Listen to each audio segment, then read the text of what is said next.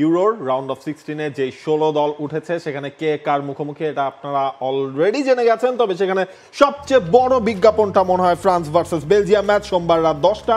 তবে সেটা এর আগে রাউন্ড অফ 16 শুরু হচ্ছে Switzerland Italy, Germany Denmark, England Slovakia, Spain Georgia, Portugal Slovenia, Romania Netherlands এবং অস্ট্রিয়া ভার্সেস তুরস্ক এই ম্যাচ দিয়ে। ফ্রান্স ভার্সেস বেলজিয়াম কি আসলে তত বড় বিজ্ঞাপন? তাদের নাম পারফরম্যান্স, নামের হিসেবে আপনি যদি হিসাব করেন, তাদের নামের বিচার তো তারা করতে পারলো না। অ্যাটলিস্ট গ্রুপ স্টেজে পারেনি, গ্রুপ স্টেজে পারেনি। তবে আপনার এই গ্রুপ স্টেজের যেই বার্তা দেখলাম এখানে চিন্তা করে দেখুন যে Germany, Spain, France, Belgium, Portugal সবাই এক সাইডে, আর অন্যদিকে ইংল্যান্ড, নেদারল্যান্ডস, অস্ট্রিয়া এবং হচ্ছে তুরস্ক এবং ইতালি।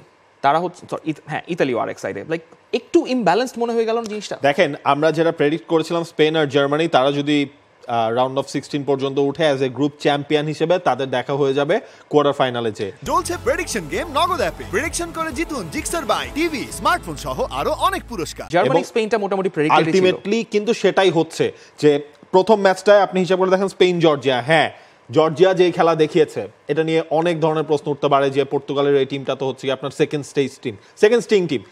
স্টিং বলা আসলে ওইভাবে উচিত না, কারণ যারা খেলেছেন তারা হচ্ছে সুপারস্টাররাই খেলেছেন। তারপরও তো ফার্স্ট প্ল্যান বিতে চলে গিয়েছিলেন রবার্তো মার্টিনেজ সেখানে।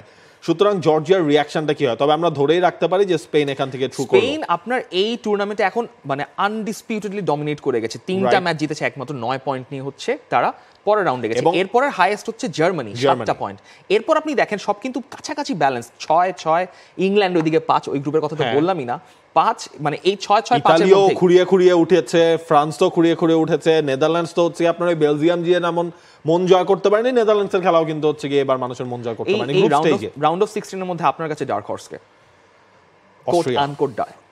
Austria is a really good dark horse. তারা মুখোমুখি হবে টার্কি। আরেকটা ঐতিহাসিক ডার্ক হর্স এই ম্যাচটা থেকে। তার মানে অস্ট্রিয়া বা টার্কিকে আমরা কোয়ার্টার ফাইনালে ডেফিনেটলি দেখছি একটা ম্যাচ। তারপর ইংল্যান্ড এবং স্লোভাকিয়ার ম্যাচ, সেখান থেকে আবার একটা খুবই ইন্টারেস্টিং এমনও যদি হয় আপনার যে অঘটন, আমার মনে হয় স্লোভাকিয়া সেটা করতেও পারে, কারণ ইংল্যান্ডের খেলা একেবারেই মানে আউট অফ দ্য ফর্ম। স্লোভাকিয়ার যে 3টা ম্যাচ দেখলাম, লাইক মানে স্লোভাকিয়া চাইলে কিন্তু খুবই কম্প্যাক্টলি বসে খেলতে পারে। লাইক ওই যে waiting for the counter, press করে হাই অন দ্য পিচ বলটা উইন করে হচ্ছে ওখানে চলে যাওয়া, যেখানে ইংল্যান্ডের আসলে ওই কিছুটা টুথলেস অ্যাটাক একটা সমস্যা তৈরি করতে পারে। আবার ফোডেন তিনি গতকালকে হচ্ছে টেম্পোরারিলি তিনি ইউরো ক্যাম্পটা ছেড়ে চলে গেছেন ফ্যামিলি রিজনের কারণে।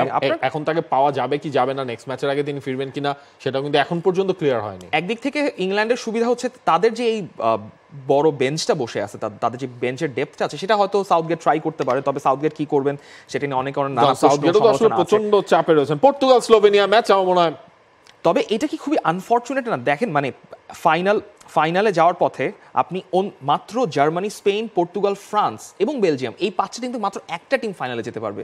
অন্য জায়গা থেকে দেখেন বাকিদের জন্য কিন্তু অন্য যে ব্র্যাকেটটার ওপেন ফিল্ড।